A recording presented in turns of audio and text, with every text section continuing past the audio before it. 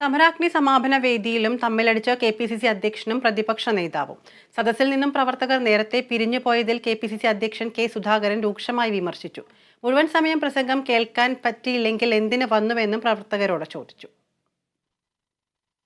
ഒരു പ്രസംഗത്തിന് ഞാനില്ല, കളം കാലിയായി.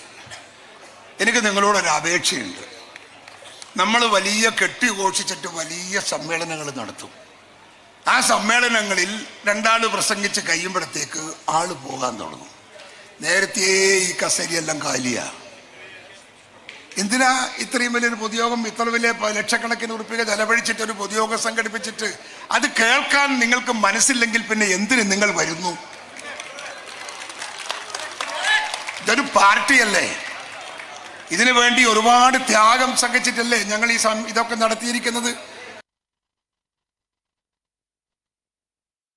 പിന്നാലെ സുധാകരനെ തിരുത്തി പ്രതിപക്ഷ നേതാവ് വി ഡി സതീശൻ രംഗത്തെത്തി. പ്രവർത്തകർ ഉച്ചയ്ക്ക് 3 മണിക്ക് പൊരിവെയിലത്ത് വന്നതാണെന്നും അതിൽ പ്രസിഡന്റിന് വിഷമം വേണ്ടെന്നും സതീശൻ വ്യക്തമാക്കി.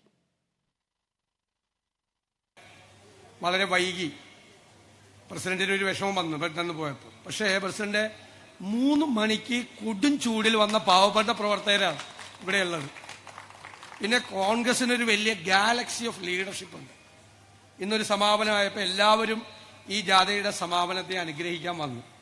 12 പേര് പ്രസംഗിച്ചു കഴിഞ്ഞു, 13ാമതാണ് ഞാൻ പ്രസംഗിക്കുന്നത്.